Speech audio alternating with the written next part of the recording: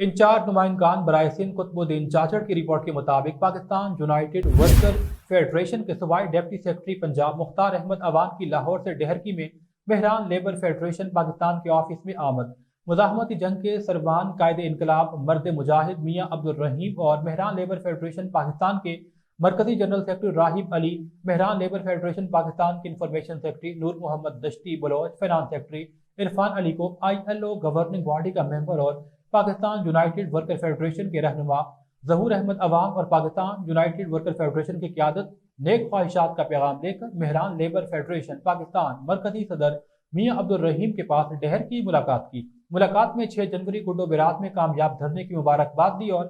Pakistan United worker federation کی مرکزی قیادت کے حکم پر پورے سندھ میں دھرنوں کی حمایت کا اعلان کیا۔ کراچی میں ہونے والے دھرنے میں 100% پاکستان یونائیٹڈ ورکر فیڈریشن کے یونین ورکرز کی شرکت کو یقینی بنائیں گے۔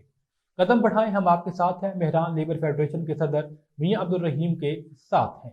انہوں نے کہا کہ انشاءاللہ ہمارا دوسرے مرحلے میں کراچی اور حیدرآباد میں دھرنے ہوں گے۔ سندھ کی ثقافت اجرک ٹوپی کا گفٹ میاں عبدالرحیم کو دیا۔ پاکستان یونائیٹڈ ورکر فیڈریشن کے ڈپٹی سیکرٹری مختار احمد عوان، سپریم کورٹ کے ایڈوکیٹ اعجاز احمد چیمہ اور لیور برادر کے CBA یونین رحیم یار خان کے صدر منظور احمد بھی ساتھ تھے۔